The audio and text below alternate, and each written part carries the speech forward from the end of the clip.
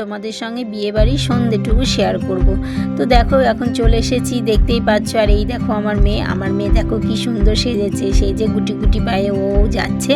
তো চলে এসেছি ওপরে এসে দেখি মেয়ে এখনও সাজ কমপ্লিট হয়নি। তো কি করব বলো, এই যে আমার সমস্ত যা মামি শাশুড়ি সবাইকে নিয়ে এখন বসে পড়েছি ফটো তুলতে। এখানে যেহেতু মেয়ে নেই সেই ফাঁকে আমরা একটু ফটো তুলে নিলাম। নেওয়ার পরে তারপরে চলে গেলাম স্টলে ছিল দেখো ফুচকা স্টল ছিল, কফি স্টল ছিল, চিকেন পকোড়া, ভেজ পকোড়া সবই স্টল ছিল। তো তারপরে আমি একটুখানি চিকেন পকোড়া ভেজ পকোড়া নিয়ে তারপরে একটু টেস্ট করছি কেমন হয়েছে। তবে খুবই সুন্দর হয়েছিল। আর এখানে আমি টেস্ট করছি আর পাশে দেখো এটা বলতে পারো আমার দাদা।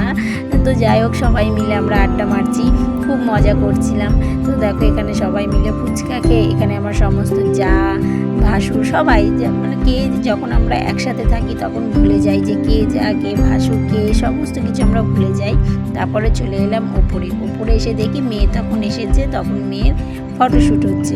তারপরে বর এসেছে, এই দেখো এখন আমরা সবাই বরকে বরণ করতে চলে এসেছি গেটের সামনে। এটুকুই ছিল সন্ধ্যের পাঠ। পরবর্তী